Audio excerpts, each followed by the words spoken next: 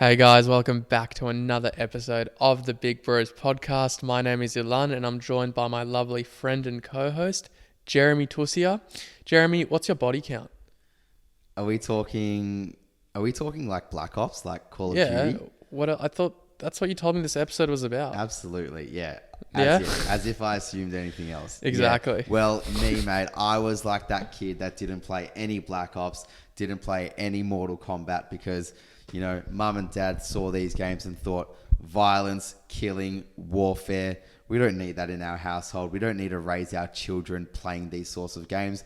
Stick to your FIFA, stick to your 2K, and you should be fine. You only need a few. Use those games. So we're talking about body count and Black Ops. Bro, what mate. about GTA? I don't know what you're talking about. What about GTA? None of those games slid, mate. So Fair body enough. count, I don't know what you're talking about. What are you talking about? I'm talking about the act of having sex with someone else. How about that for a nice rogue Right. definition? Something blunt. There we go. A bit more robust there. Yes, I like exactly. it. So we're talking about body count today because it is a topical conversation, especially amongst, boys and girls when they're picking a partner. It's whether we like it or not, people tend to ask that question. It is a form of a screening process. And we wanted to kind of come on here and talk about why it might be a screening process because I don't think you or I are of the opinion that a very high body count is terrible, but we're not of the opinion that you should necessarily draw like black and white conclusions from them either. Absolutely. I don't think it's a black and white topic.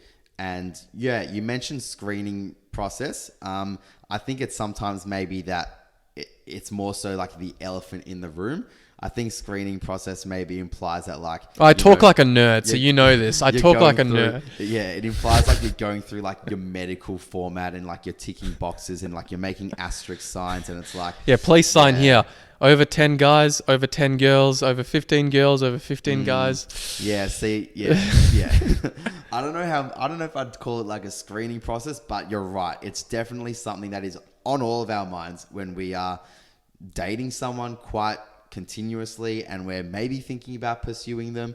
We're wondering like, how has this person been sexually in the past? And body count is something that sometimes and oftentimes we think about rather, but we might be apprehensive to talk about and we might not want to ask the person about because honestly, is there any good in finding out the person's body count? Well, it's funny because I did a study and they found that only 1/5 of people actually found out their partner's body count left. And they only left because the body count number was so high.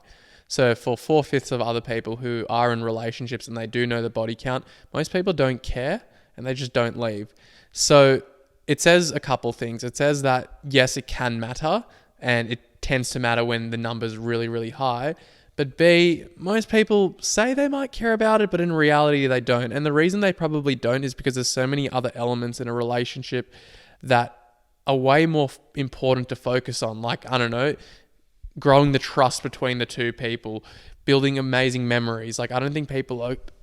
Unless you really have bad retroactive jealousy, most people, I don't think, are going to be too concerned with their number. Yeah, it's just like what we often talk about, running that cost-benefit analysis in your head. It's figuring out whether it is a deal breaker or not. And oftentimes, just like the survey shows, just like statistics show, it's not a deal breaker unless it's astronomically high. And by astronomically high, I think we're talking about, arbitrary values. I'm going to say 100. I'm going to say 100. I think it differs. Well, it depends on how old you are. I'm speaking from logistics point of view. If we were to crunch numbers, let's say over from 18 to 23. 23. I think that's the best way to judge as well as logistically. How much time do you have in your week to devote to that sort of thing? And absolutely. if that's like taking up 70% of your week rather than something else, then that might say some things. But again, we're not here bashing on people with a high body count because I think you and I both mentioned it's like, as guys, we're probably more concerned about how that number came to be rather than the number itself. Exactly. It's like, all right, so say the body count for the person is 100. It's more so a question of, wow, not why have you slept with so many people? It's why have you slept with so many people? What is that doing for you? Why has that been so, for what it seems to be, fulfilling for you? Is it because you're not maybe getting the validation you need from other realms in life? Are you not pursuing other things that might be fulfilling you? Like, those are the questions that are coming to my mind, and probably coming to most people's minds, rather than like the arbitrary number of how many people that person slept with. And truthfully, you could have someone who's an amazing partner and they've slept with so many people, and you could have a really shit partner and they've slept with like no one. So it's not, I feel like, Or a vice blank, versa. or vice versa. So there's no blanket rule. It's like one factor. And I think the reason it's also become topical is because there was a study that was done which said that the more partners that a male and female had, so both males and females, this is not gendered necessarily, but more partners, male or females, had the higher chance of divorce, cheating, and lower satisfaction in a monogamous relationship. What do you think about that? Do you think it's correlation, not causation? So there's some reasons that might explain that. Yeah. So, well, what it's saying there is, like, I guess the more partners or the more sexual partners that each person has had, the higher rate of divorce. Yes. So it's like the relationship. more sex you have outside of marriage, the more likely it is that your marriage is going to go to shit. Yeah, well, maybe it's an argument of pair bonding, right? If you get into the habit of not pair bonding early in life when you're having sexual encounters with people, if you're constantly like chasing the next thing, and you're not allowing that relationship to grow with that person, and I'm talking like if this is like situationship type sleeping, like very often casual sex, not like one night stand type relationship, but if it's like you're constantly casually having sex with a lot of different people, I feel like that's essentially, for lack of better terms, screwing up your pair bonding metrics and pair bonding hormones, oxytocin, all of that in your body, so that by the time you actually do want to settle down with someone, well, you've just trained yourself to actually not know how to settle down with someone, not know actually how to pair bond with someone, because you're so used to not pair bonding. You're so used to switching off that switch in your head that's telling you, nah, I don't want to pursue this. I'm just going to run off onto the next one. It's just like any habit in life, Exactly. any bad habit in life. It's just like doing drugs for 20 plus years excessively, and then one day going cold turkey and trying to train yourself then and there for the next 20 years of your life with no practice leading up to it, to just be completely fine. Like it's hard. It's hard. It's true. No, you make a great point. That could be true. What else I reckon is potentially true as well is that if someone is really confident when it comes to sex and they know they can attract any partner they want, they're less likely to put up with a shit relationship. Not because they're going to necessarily seek sex from somewhere else, but they know that they can communicate with the opposite gender or the same gender, whatever, if they're homosexual. But the point being is that if they're really confident in that realm, they might not have those thoughts of, am I going to find anyone better or not? I reckon they think they can. And that's why they might be more willing to leave that relationship. So it's not necessarily that the high body count has caused them to be a shittier partner. It's that they've had a high body count. It's affirmed to them that, hey, I can attract people of the opposite sex or who I want. And I don't need to be stuck in a relationship just because I don't think I can get anyone better. Yeah. And I think with that though, when it comes to like leaving a relationship and divorce rates and body count, I do struggle to believe whether like the body count aspect is the one that's thought of if like divorce, or like not even divorce, because if you're not married, whatever, just like leaving a relationship, I think it's more so not so much knowing about the validation you can get from other partners, but it's more so knowing that like, well, if this relationship is so challenging and so hard for me and I'm really struggling to connect with this person, well, that's just not what a relationship should be like. It's just not how it should be. Like, why would you want to be in a relationship with someone that is, it's constantly feeling like a challenge? Like, you know, I've seen things recently where people are saying like, it's sexy and it's hot to be like so disagreeable and to be so challenging to your partner.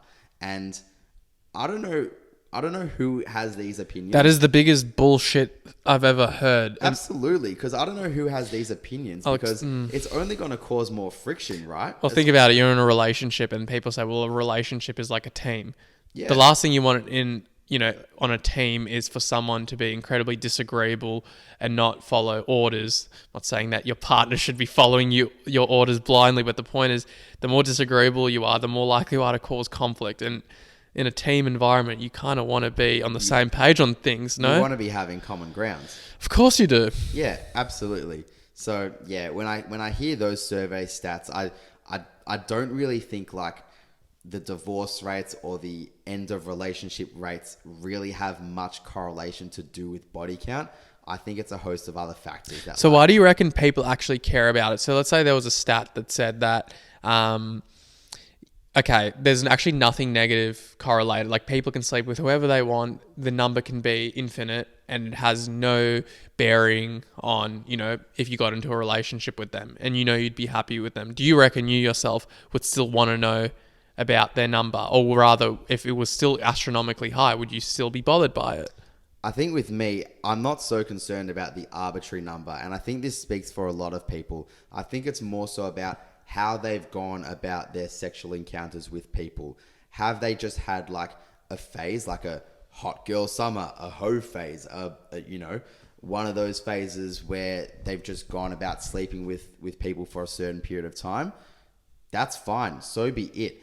That's not what's so concerning. What's concerning is, for me, I think, when I think about like people that have had a fair amount of sexual encounters, it's not whether they've had like 50 sexual encounters and a lot of them have been like hoe phasey type encounters. It's whether a lot of those sexual encounters, like you mentioned before, have been with the purpose of just like constantly casually dating and not really feeling like they have wanted to go that next step and to try actualize something of a relationship. Because if you're constantly in like a situationship, it takes effort. It takes a lot of time to build that bond with someone, to be able to like see them quite often, to be able to like have sex with them, therefore, right?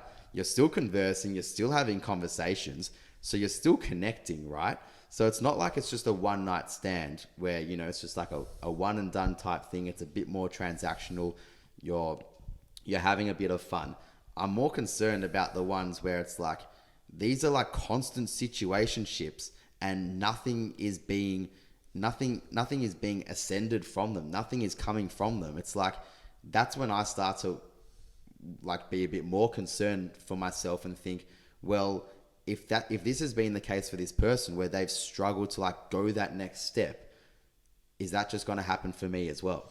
Well, it's a good point, because think about it this way. If they've had multiple sexual partners in the past and they've communicated to you that, hey, like every partner I've been with, I want something long-term with, but they have been unable to secure that person, as a long-term mate, who does it say more about? You know what I mean? So you may be less concerned about the actual body count, how many people she slept with, but you might be more concerned about, or he has slept with, but you might be more concerned with the fact that why has that person not been able to actually hold down a secure relationship? And you know what? That's exactly my point. Yeah. I think truthfully, like your past are your habits and your habits are who you are.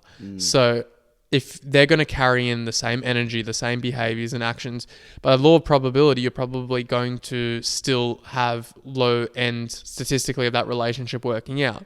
And I'm talking about like a big number. I'm not talking about like, a lot of people have quite a few partners before they get married. I'm talking about like relationships. Yeah, we're not talking about like 5 or 6 situationships by the age. Get your numbers up if it's 25. That low. Far out. We're not talking about that. We're talking more so like, if this person has been in like, 15 to 20 like situationships by the age of like 23, like what is that saying about the person? And it's not saying they're a bad person either, but maybe, I guess because I'm a man, I look at things in a very like kind of textbook way. Like step one, what was the thing that was done wrong?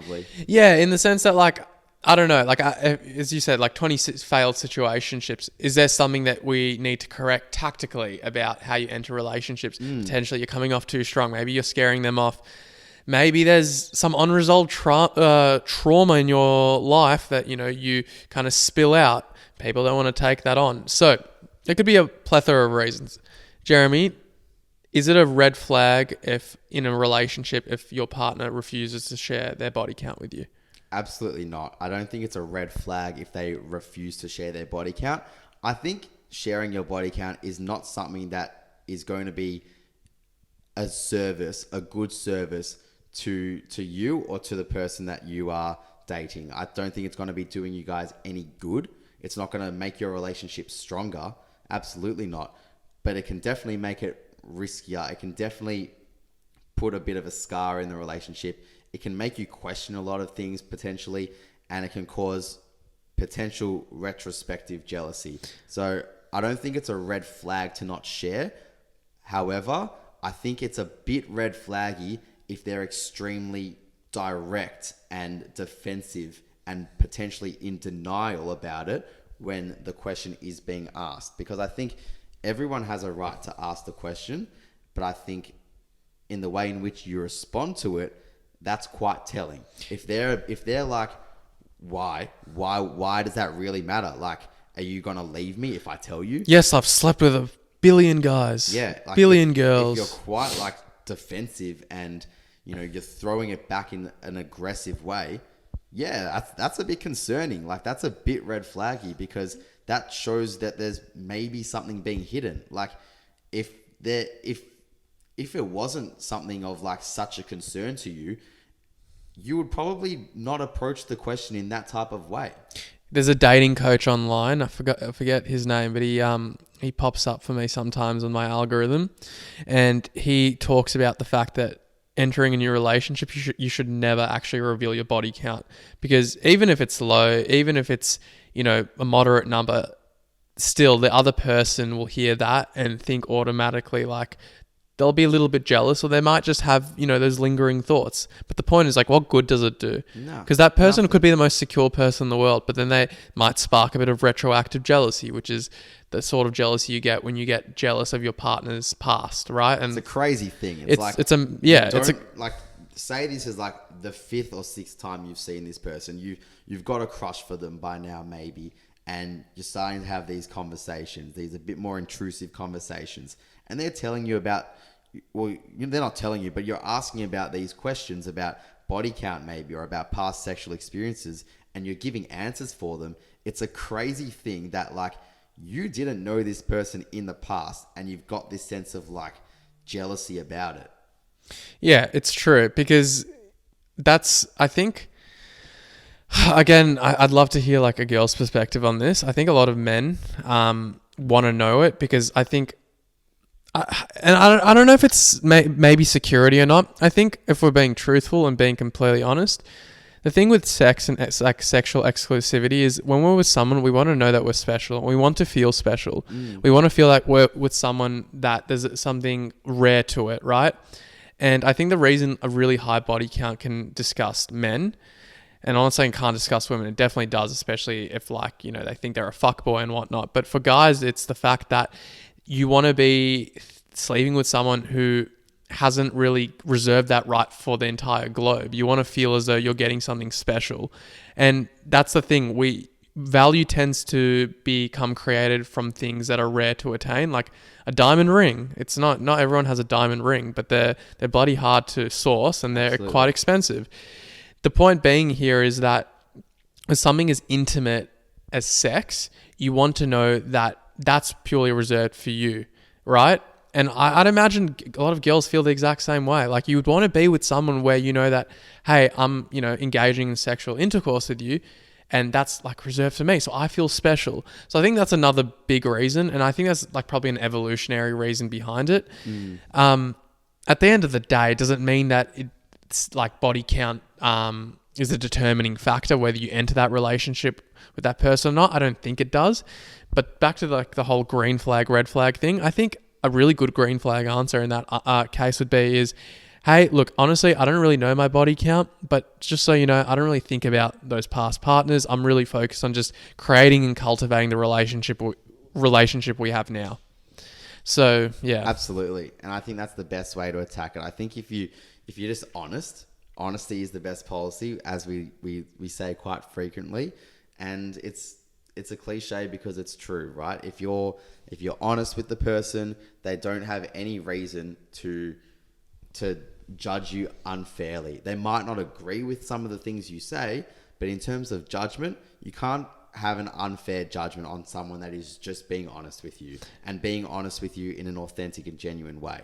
Exactly. I think another reason why people might have some sort of negative connotation with it is that it shows that for some it might be, the way I've always thought about it is that it's a symptom of something that might be more underlying. So some people will have sex with a lot of people because it's an external form of validation. Maybe they have really poor self-esteem, and that's their way of kind of actualizing that thought or fulfilling that self-esteem element is by sleeping with a lot of other people. I don't think that's particularly healthy. I wouldn't be parading someone's body count as well if they're experiencing debilitating sex addiction. It's a thing. Like Tiger Woods, like the golf player, I think he struggled and experienced it for some time as well. So I think like now maybe in society we tend to celebrate it a lot. Like, do your thing, hot guy summer, hot girl summer. And that's fine. You do whatever you want. But I think there's always going to be risks with anything you do. And I think there is always going to be a risk with sleeping with a lot of people. Obviously you can be as safe as you want when it comes to sex, but diseases can make their way in. Absolutely, mate. Couldn't agree more. But if we want to absolutely nip this in the bud, our topic title for today, does body count matter? What are you saying? Like perhaps, but only if it's really, really high. Like it has to be really, really high, I think, for it to make a massive difference. Because again, as I said at the start of the episode, you could have people with high body counts and they're great partners. They're great people. It really says nothing about their self-worth. And you could have people with low body count and they're shit in relationships and they're just not good people all around. They're not good citizens of society. What do you reckon? I think rather than thinking about does body count matter in its arbitrary value, I think people should be thinking about the rejection rate more so. And rejection rate is not something you can calculate as you can with an arbitrary number of how many people you slept with, but you can get a good idea of the person's rejection rate just through their character. And what I mean by rejection rate is, say you've got person A, male A for example, versus male B. Now male A has slept with 10 people, but male A has also rejected 20 people. Then you've got male B who's also slept with 10 people, but hasn't rejected any of them. So he's saying yes to everyone that is offering him a sexual experience, whereas person A is being a bit more selective.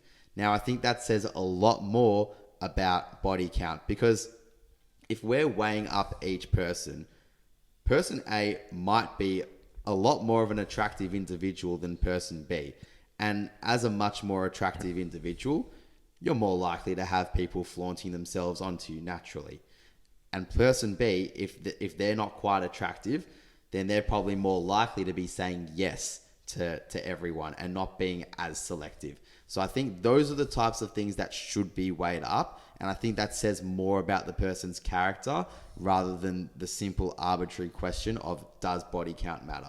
That's a fucking excellent point. That is actually really, really true, because I think that answers a lot of other questions as well, because that's why I think the whole body count issue is like so taboo and why people debate it so much, is because when you have someone that does reject other people, it actually signifies a lot of things, which is, hey, I actually value who I sleep with.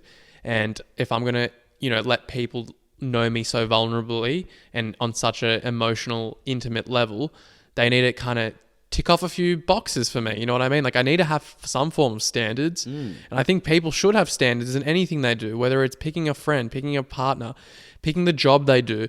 You should always have standards and expectations. And if you just settle for everything, you're going to settle for everyone. You're not going to have any form of, value for yourself. You won't even get what you want half the time, because you're just happy to take anything. You don't have any kind of objectives that you want to have people meet. Yeah, you won't have that self-worth. You won't know what your self-values are, and people can pick that out. So I think that's what's more telling about this question of does body count matter, is not the arbitrary value, but it's how has this value gotten to this state? Has this become a value based on, there's been experiences there, but this person also seems like someone that is actually quite selective, that has a lot going for them, that knows their values, that acknowledges their past experiences, but is also quite present with me now and is quite present moving forward? Or does this just seem like someone that is maybe seeking a lot of external validation, that is saying yes 99% of the time and doesn't really know what they want and who they are? Because that's the thing, those things will leak into a relationship with that person, right? So it'll create a host of other issues that actually has nothing to do with the sex itself. Again, it's what I said before. It's all about it being the number being a symptom, rather a symptom that reflects the underlying cause of something else that might be bigger and deeper. But to pretend like it doesn't have a negative connotation, like for guys, if they have a high body count, they could be associated as fuckboys, because chances are it's usually fuckboys with a high body count. It's not usually guys with 1 or 2 people who they've slept with. It's because your habits and your actions can create a trail, and people, create associations. So back to what I said, I don't think it's actually that big of a deal.